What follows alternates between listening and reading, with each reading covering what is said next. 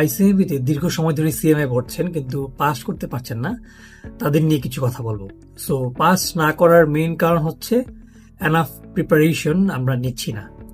For example ধরুন আপনি পরীক্ষার জন্য হয়তো পড়বেন, বাট আপনি সেই পড়াটা শুরু করছেন পরীক্ষার যখন রুটিন পাবলিশ করলো, দ্যাট মিনস পরীক্ষার আর 1 মাস বা 20 দিন বাকি আছে, তখন থেকে আপনি একটা প্রিপারেশন শুরু করলেন। সো এতে যেটা হয়, সিলেবাসের ফুল কনসেপ্ট আপনার মাথায় থাকে না এবং আপনি প্রিভিয়াস ইয়ারের সব কোশ্চেনও ভালো মতো বুঝে সলভ করতে পারেন না, হয়তো আপনি শুধু দেখে যান।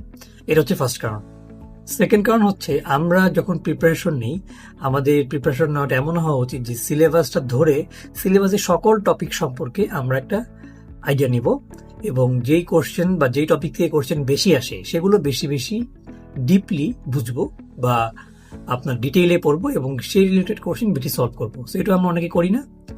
আরেকটা ইস্যু হচ্ছে প্রিভিয়াস ইয়ারের কোশ্চেনে এনাফ ফোকাস না দেওয়া। আমরা যেটা করি, আমাদের বইয়ের সিলেবাসের কনসেপ্ট বা বই ভালো মতো পড়ার চেষ্টা করি, বাট এক্সামে যে ধরনের কোশ্চেন আসে সেগুলো আমরা সলভ করা শুরু করি পরীক্ষার 10 দিন 15 দিন আগে। সেটা করা যাবে না। আপনি যখনই যে চ্যাপ্টার পড়বেন সেই চ্যাপ্টারের এক্সামে যে ধরনের কোশ্চেন আসে সেগুলো আপনি তখনই সলভ করার চেষ্টা করবেন। এতে যেটা হবে, আপনার ওই টপিকের উপর প্রিপারেশনটা আগে থেকেই হয়ে গেল, সেতে আপনি এক্সামে ভালো করার পসিবিলিটিটা বেড়ে যাবে। দেন আরেকটা কারণ হচ্ছে যে আমরা যেটা করি সেটা হচ্ছে যে আমরা শুধু ম্যাথ সাবজেক্টগুলোতে ম্যাথ শুধু দেখি, বাট ম্যাথটা প্র্যাকটিস করি না। সো আপনি যখন একটা প্রিভিয়াস ইয়ারের কোশ্চেন বা বই থেকে ম্যাথের সলিউশন দেখবেন, আপনার মনে হবে যেটা তো খুব ইজি, আমি খুব ইজিলি পেরে যাবো।